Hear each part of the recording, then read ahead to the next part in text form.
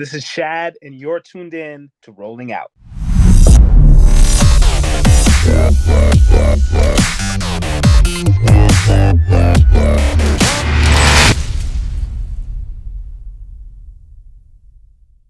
Hey, Rolling Out family, and welcome to Rolling Out Music. I'm your host, Eddie Precise Lamar, and today we're joined by the legendary Canadian rapper, writer, and thinker, Shad, the voice behind Netflix's Hip Hop Evolution and former host of Q on CBC. He's celebrating 20 years in music with his seventh studio album, Start Anew. The project closes out his powerful trilogy, exploring social consciousness, faith, and transformation. His new single, Slanted, continues that legacy, pairing sharp lyricism with reflection on systemic barriers and hope. Let's get into it. Shad, how are you, brother? I'm chilling, man. Thank you for having me. Man, thank you for doing this. Congratulations on 20 years in this game, brother. Man, thank you. I appreciate it. 20 years doing anything should be commended, so you deserve it. Thank you. Yeah, I feel proud, I got to say. There's a lot of satisfaction that anyone gets, as you said, in any industry from just doing your job.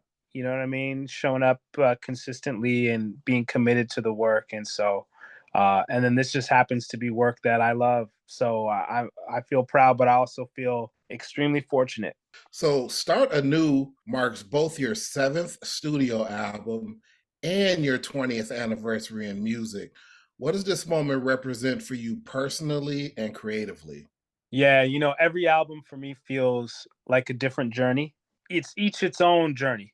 Every album I start with a little bit of a different inspiration. I'm at a different point in my life. The world looks different, so each album feels like its own unique thing. And then at the same time, every time I'm done making an album, I always listen back and I'm like, wow, I keep saying the same things. As Yeah. much as it feels like a different journey each time, there's a cool thing that you start to realize as an artist, which is that you have your concerns and they stay with you forever.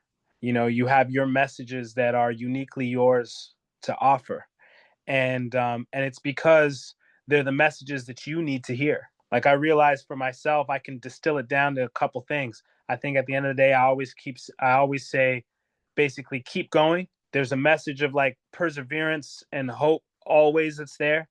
And I think I'm also always saying, don't forget, remember what's important. Remember your highest ideals. Remember the things that you really value and want to prioritize in this world that's full of distraction and full of, and can be very disorienting and dizzying. Remember, recall the things that matter most. So just keep going and don't forget. At the end of the day, I feel like all my albums, as much as I start them on their own kind of, they feel like their own journey, they always end up in the same place. I had a whole nother question for you, but you Mm-hmm. just made me want to ask something different based on kind Mm-hmm. of like the themes that you touch on your album. On your single Slanted, I think it's on Slanted, you mentioned every time you write, you searching for an ego death. Slanted, right? Can you talk about that line? Yeah, so it's actually in a song called Happiness, but yeah, that whole Happiness, yeah. happiness, yeah. But it's that whole Shante second Khan, verse. shout out to Shante Khan. Shalante Can. Yeah. I'm so glad I got one with her. That whole second verse, I'm on this kind of scheme of, I started every album I'm trying to die. And I kind of repeat that line. Every album I'm trying to die. The goal is ego death every time that I rhyme. Trying to kill the false self, any pride that's inside.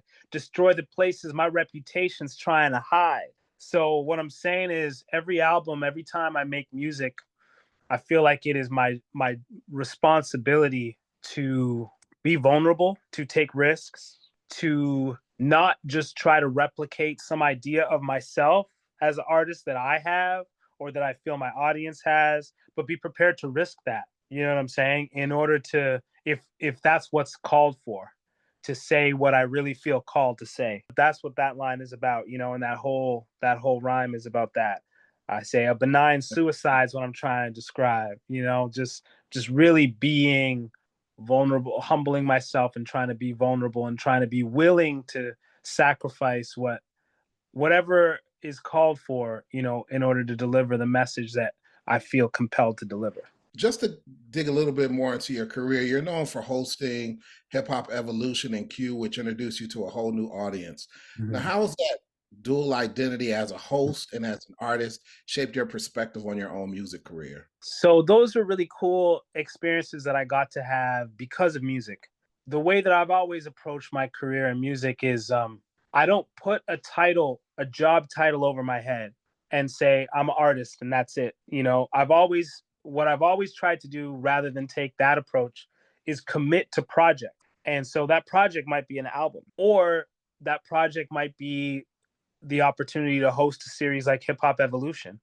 And so that's kind of how I've approached those things. And so I started out the projects that I would commit to were musical. They were this album, the next album, the next album. And then out of that, I got the chance to do other things. And that's another gift of music. I've always just felt like music has brought me to different places. It's introduced me to different people, and it's introduced me to new opportunities to grow and to try different things. So then getting to host these shows, what I think that ended up bringing back to my music is a level of inspiration. Whenever you're speaking with inspiring people, as you know, you go out into your day like just full of ideas. Whatever they said is rattling around in your head, full of excitement. You just got to have a rich conversation. You just got to connect with a new human being. So it's like you feel lighter, you feel more excited, you feel more inspired. And then I bring that energy back to my music. It's been less like sometimes people ask if I've learned things in those interviews that I bring into my music. And that's been less the case. Like technical things. I don't sort of like, I didn't speak with Q-Tip and then I learned something about how to mix a song. And then it was less that, but it's more like, wow, I just spoke to Q-Tip and he dropped some jewels. And now I feel excited and I feel inspired. And when I go into the studio, I'm not burnt out. I'm the opposite. I'm excited to dig into this work again, and I'm re-energized towards that work. So that's really kind of how I think of the mix of things. It's a real privilege to get to grow and to get to try different things, and then those experiences have just brought me more inspiration and energy into my music. I really like the approach of not giving yourself a job title because then that way you don't box yourself in. Uh, do Yeah, you, I feel like you got to let other people box you in. That's their job. Don't do it to yourself. yeah, yeah. Do you ever feel a way when people recognize you for Hip Hop Evolution over your albums? Does that ever make you feel any type of way? That's a great question. To be honest, like no, because I feel like whatever contribution I can make is a contribution I can make. And if I'm able to touch someone's life in this way or that way, it's all good.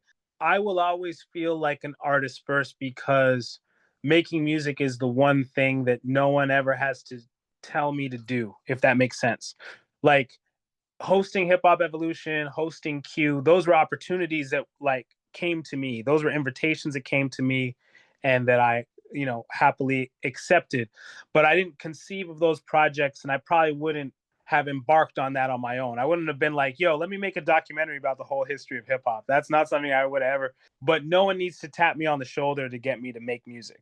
So it's really a core identity thing I'll always have. But if somebody knows me from Hip Hop Evolution, somebody knows me from Q, that's great. Those are things I was happy to contribute to, and if those are a part of people's lives, and especially a positive part of people's lives, I'm blessed.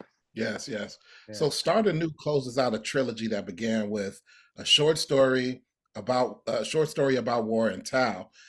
How do you want this chapter to differ, or what kind of resolve came before? All three of those albums, the reason I consider them kind of a trilogy is that all three of those albums are really me trying to process my sense of things when I look out at the world. All three of those versus the albums before that are more about me trying to explore who I am and tell my story and where I come from. The last three that you mentioned, those have all been me looking out at the world, a little bit less interested in my own story and more interested in the story of where we are and why we are where we are. So where it landed for me surprised me a little bit with Start Anew because we live in a time of profound tension and profound change, and it's hard to feel a sense of hope sometimes. Really, I started this album reflecting a lot on endings. I say the last song of the album is called Fear of Death. On the first song, I repeat the phrase fear of death. Fear of death is a phrase I say throughout the album because I was writing these songs thinking a lot about endings and thinking a lot about how just so much in our world feels like and it's reached a kind of ending, and and what does it mean to have courage in the face of that. And then I realized at a certain point that, you know, endings are the start of a new beginning. Yeah. You got to have the courage to close a chapter in order to start the next one. And it's a part of life, and it's a part of nature, and it's extremely difficult. And yet there's new life on the other side if you can step into it. I'm so happy you brought up "Fear of Death" because I was going to ask you about that song because it feels exactly how you described it. So on the surface, you'll see a title like that, and it's like, okay, what's really happening? What's really happening here? But as you listen to that song, you understand that look, there's something beyond this horizon that you're looking at, right? Beyond this ending that you see. So thank you for sharing that. Yeah, no, and I appreciate the question, but that because that's exactly right. You know, in that song, "Fear of Death," that has some of my favorite lyrics on the album in the sense that they're the lyrics that resonate with me the most. You know, they might not grab other people in the same way, but they mean a lot to me. Like I say on that song, I say, "There's morning, then morning, a light goes on." You know, nothing done was all right or so wrong. And it's a way I don't want to stay here. It just it triggered something in me. It touched something in me because you say Nothing done was all right or so wrong. right because all of our lives are so complex, right? It's like we can't be lost in all these wrong things that we do. It's just we're living our lives, right? That's it. Yeah, You that know, trying to give yeah, off that yeah, exactly that feeling of self acceptance, man. We can't live in regret. We can't live in the past. We yeah. got to turn that page and keep going. Let's dig into the single "Slanted." So that's a powerful critique on systemic barriers and inequality. Can you unpack the meaning behind that song and how it connects Yeah. to the album's larger message? Slanted, an idea for a song I've wanted to write for a long time. When I say slanted, I mean kind of the slippery slope is a metaphor people use a lot. Or another metaphor people use a lot is the frog in the boiling pot, you know, and the heat gets turned up slowly. Because I feel like that is fortunately the nature of some forces in our world. You know, they create a situation where things are changing. Suddenly you're like, how do we end up here? You know, so what I'm trying to say with that song is like a lot of the work, the hard work we have to do is awareness of the direction we're moving in. One line I say in the song is it progress if the path is to disaster? So to me, that's talking maybe about technology, for example. Oh, look at what we can do, look at what we can do, well, look what we can do. Yeah, but is it helping though? Is it progress if the path is to disaster? So that's what that song is critiquing, you know. And I end the song, I say, they say the playing field's getting more level. If we wait and we're patient, then we'll see the floor settle. They get us hooked on the highs, the warm treble, then we get so low that we look up to pure devils. Yeah. You know, and I was thinking with that line a lot about some of the people we idolize, even some of our leaders and elected leaders. If you really think about it, it's like, wow, how do we get to this point where we're elevating, honestly, some of the worst among us? We look up to pure death. Like, we get so low that we start to elevate people that I don't think we would have elevated 20, 30, 40 years ago. We would not be holding these people up as examples for our kids, for ourselves. But it happens slowly and we barely notice unless we do the hard work of developing that awareness, you know, self-awareness too. Self-awareness and awareness of our world to be able to recognize the direction that we're moving in. I appreciate you being so thoughtful when it comes to your music. You know, that point that you just made, I think, has a lot to do with how materialism and having things has kind of crept into the culture, right? Yeah, I appreciate that. You've become a staple in Canadian hip hop with accolades like a Juno Award, 5 Polaris Music Prize nominations. How does Shad view his place in hip hop today, both in Canada? Yeah, you know, I would say in Canada, I feel like I've gotten a chance to make a certain kind of contribution and become part of the story, you know, of hip hop in our country, and saying some things, making some contributions that, you know, hadn't been made just by telling my story and reflecting my experience and my perspective. And so I feel really grateful for that. And then in terms of hip hop more generally, you know, I think especially hip hop evolution, I feel like that was maybe a little contribution to all of hip hop in terms of just being a part of capturing our story, documenting our story in a way that can be shared now, for generations. We can do that. And I was glad, especially we got to do that when we did it, because as you know, our heroes and our legends aren't here forever. There's already been people that have passed on since that series was created. So I'm really glad that we got those stories when we got them. And then I think the story is also continue my place, my story continues to be written the same way hip hop story continues to be written, right? Like hip hop is now just a little bit over 50 years old. For the first time ever, we have older hip hop artists telling new story. It's a new frontier. And so I look forward to that as well, of thinking about, okay, well, what will I have to say in 5 years, 10 years, given the place and age and stage that I'll be at in my own life, my perspective on the world, my perspective on hip hop. I think I'll also, all of us that grow older with hip hop, we also become people that preserve certain vibe and energy. I love seeing at this point. I think we all got to see it a little bit during the pandemic, right? Like versus battle, and you see Jadakiss or or RZA and Premier. It's like, wow, there's a certain essence that comes from a time and place that those people now carry with them. The next generations of hip hop, they make amazing music and they make their contributions, but they don't do that. That No. that comes from a certain place and time, and those people now are the ones that carry it Yeah. forever. It's cool to be a part of that now. I notice that when I perform, that I'm carrying a certain vibe and a certain energy that younger artists, they're like, that's cool. Like, we don't do that. We don't know how to do that. We're not from that. So all of that is an ongoing story. And so I'm glad and I'm curious to see how that will all unfold as well. Indeed. Yeah. So Start Anew features some collaborations with artists like Homeboy Sadman, Raz Fresco. How important is community and collaboration within your creative process? And Yeah. before you answer that, is Homeboy Sandman singing? Is he No, singing? that's me. That's me singing. That's Is me that singing. you singing? Yeah, yeah, yeah. Oh, word. Yeah, you sound amazing, bro. Yeah, thank you. Yeah, Yeah. that's me saying no. Sandman, yeah, Sandman's incredible. So collaboration for me is like this. I think of it firstly as like a way of allowing the songs and the albums to breathe. When it's just me and my sensibilities and my voice, I'm like, that's cool to a certain extent, but there's like it can start to feel, the word I use is claustrophobic. At a certain point, it starts to feel too small if it's just me. If it's just me and my tastes, it feels too small.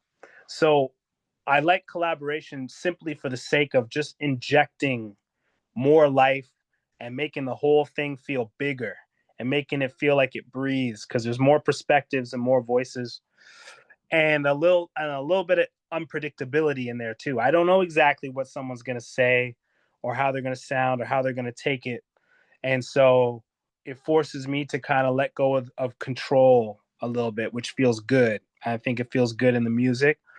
So that's like the most important aspect for me with collaboration. Yeah, for sure.